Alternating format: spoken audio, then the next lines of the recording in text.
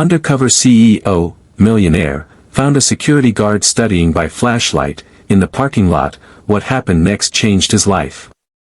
It was nearly midnight when the last employee left the glass-paneled headquarters of Harrington Global Enterprises. The tall skyscraper that glowed proudly during the day now stood silent, its only heartbeat the dull hum of street lamps and the occasional flicker of headlights crossing the deserted parking lot. At the far edge of that lot sat a lone figure, hunched over in the dim glow of a battered flashlight. The man wore a cheap, faded security uniform, his badge crooked, his shoes scuffed from countless hours of walking the same patrol routes. His name was Miguel Ramirez, a quiet night shift guard whose life seemed invisible to the bustling executives who passed him every morning without notice. But tonight, someone was watching. Hidden in plain sight was Jonathan Harrington, the billionaire CEO himself, though no one recognized him. For weeks, Jonathan had been working undercover, disguised as a mid-level consultant in his own company. He had grown tired of glossy reports and polished PowerPoints. He wanted to know what really happened in the halls of his empire when no one knew he was looking. That was when he noticed Miguel. Instead of scrolling through his phone or dozing in the security booth, Miguel sat outside on the curb, a thick college textbook spread across his lap. His lips moved silently as he traced each line with his finger. Every few minutes, the flashlight dimmed, and he'd shake it, coaxing a little more life out of the dying batteries.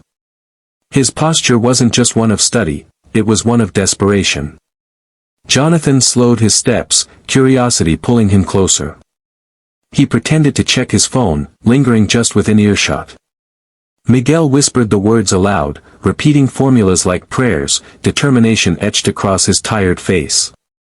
Jonathan couldn't help himself. "Late night homework?" he asked gently. Miguel startled, snapping the book shut as though caught doing something wrong. His flashlight rolled across the pavement. "Oh, sorry, sir. I didn't mean to disturb anyone." Jonathan picked up the flashlight and handed it back. "You're not disturbing me. What are you studying?" Miguel hesitated, then held up the book. "Electrical engineering. Community college course. I'm trying to finish my degree." "During your shift?" Jonathan raised an eyebrow. Miguel gave a sheepish smile. "This is the only time I've got. I work nights here, and during the day I drive for rideshare. Between both jobs, I barely sleep." But, his voice trailed off, eyes clouding with exhaustion and hope all at once.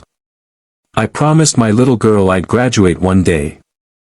I promised her we wouldn't struggle forever." Jonathan felt something stir in his chest. Here was a man pulling 12-hour shifts, sacrificing rest, clawing his way toward a dream that seemed impossible, and yet, he hadn't given up. For a moment, Jonathan saw his own father. A factory worker who'd labored until his hands were raw, who believed in building something better for the next generation. Jonathan had been given opportunities Miguel never had, but the fire in this man's eyes was the same. "Do you want to be an engineer?"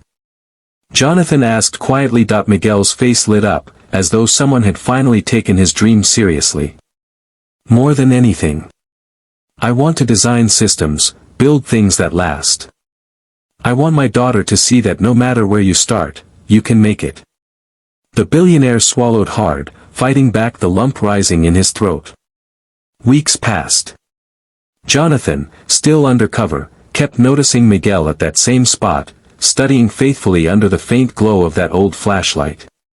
Sometimes Miguel's head would droop with fatigue, but he never quit. He scribbled equations in a second-hand notebook, his handwriting uneven from writing in the dark. Other employees walked past him daily, never asking, never caring. To them, Miguel was just a security guard, background noise. But Jonathan saw more. One stormy night, Jonathan approached again. Miguel was drenched, rainwater streaking his uniform, but his textbook was carefully shielded beneath his jacket. "Why not study inside?" Jonathan asked. Miguel chuckled softly. "Company rules. Guards are supposed to stay outside the building unless there's an emergency." I don't want to risk my job. My daughter depends on it. Jonathan stood in silence for a long moment, staring at this man who placed duty above comfort, sacrifice above self. The turning point. One Friday morning, after a long undercover stint, Jonathan finally revealed himself during a company-wide meeting. He stood before his employees, removing the disguise, shocking everyone who thought he had been just another consultant.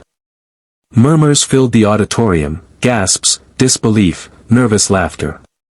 Jonathan cleared his throat. I went undercover to see who we really are as a company. And what I found was not in boardrooms or reports, it was in the parking lot. He paused, scanning the crowd until his eyes found Miguel, who sat in the back in his wrinkled uniform, wide-eyed and bewildered. I met a man, Jonathan continued, his voice thick with emotion, who works through the night to protect this building, and then spends his only free hours chasing a dream most of us take for granted. He studies by flashlight, in the dark, because he refuses to quit. He refuses to let circumstances define his future. That man is Miguel Ramirez. All heads turned toward Miguel. His face burned crimson as whispers rippled through the audience. Jonathan walked down the aisle, stopping in front of him. Miguel, stand up. Trembling, Miguel rose to his feet. You represent everything I believe this company should stand for, Jonathan said, his voice steady. Hard work. Determination. Hope. You've inspired me more than any quarterly report ever could. Then came the moment that changed Miguel's life forever. In honor of your perseverance, Jonathan announced, I am personally funding your education, full tuition, books, everything you need until you graduate. And when you finish your degree, you'll have a place waiting for you here, not as a security guard, but as an engineer. The room erupted in applause. Miguel's knees buckled, tears streaming down his face as the weight of years of struggle lifted in an instant. For the first time in a long time, he allowed himself to dream without fear. Jonathan placed a hand on his shoulder. You kept your promise to your daughter. Now it's our turn to keep a promise to you. Months late. Miguel's life transformed. He no longer juggled 3 jobs. He spent his days in classrooms, his nights helping his daughter with her homework, both of them studying side by side. The flashlight that once lit his textbook sat on his desk. Not as a necessity, but as a reminder of how far he had come. When he finally graduated, Jonathan attended the ceremony, clapping louder than anyone as Miguel crossed the stage in his cap and gown, his daughter cheering from the stands. True to his word, Jonathan welcomed Miguel into the company as a junior engineer.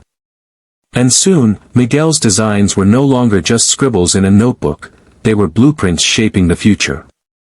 The heartfelt ending. Years later, Miguel stood in front of a group of interns at Harrington Global. His uniform was no longer faded security blues but a crisp engineer's jacket with his name proudly embroidered. He held up the battered flashlight for them to see. This, he said, voice trembling, was all I had when I started. But what I learned is this, no darkness is too great when you refuse to let your light go out. Kindness can change lives. And dreams are worth fighting for. The interns listened in awe, and in that moment, Miguel wasn't just an engineer, he was a living testament to resilience, faith, and the power of one person's compassion. Final message. We often walk past people without seeing their stories. But sometimes, beneath the simplest uniform, lies a heart that refuses to quit, a dream burning bright against impossible odds. And sometimes, all it takes is one act of kindness, one person who chooses to see instead of overlook, to change a life forever. Because in the end, greatness isn't measured by wealth or titles. It's measured by the lives we lift, the hope we restore, and the light we help others keep alive. Sparkle's uplifting ending quote, no matter where you start, your story isn't finished yet, and with kindness, every ending can become a new beginning.